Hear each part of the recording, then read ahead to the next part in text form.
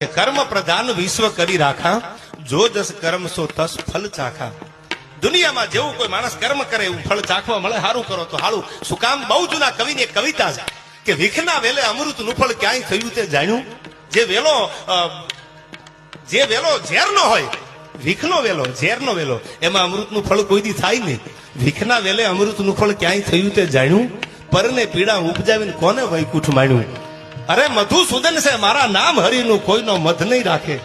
એનું નામ જ દ્વારકાધીશનું એક નામ મધુસૂદન છે. આયા તો ગરવ કિયા સોઈનર હાર્યા, એનાથી મોટો દુનિયામાં કોઈ છે નહીં.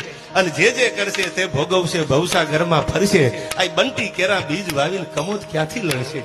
તમે જે બિયારણ વાવેતર કર્યું હોય એ જ બિયારણ તમારે લણવાનું. બાજરો વાવ્યો હોય તો બાજરાના ડુંડા લણવાના હોય, અને સાહેબ ઘઉં વાવ્યા હોય તો ઘઉં જ વાઢવાના હોય.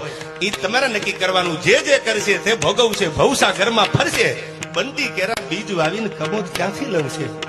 છતાંય આપણે સમજતા નથી. આ બધા જ્ઞાન તો ભગવાને આપ્યા છે. જગતના ચોકમાં મહાપુરુષો સંતો બેઠા એને જ્ઞાન આપ્યા છે.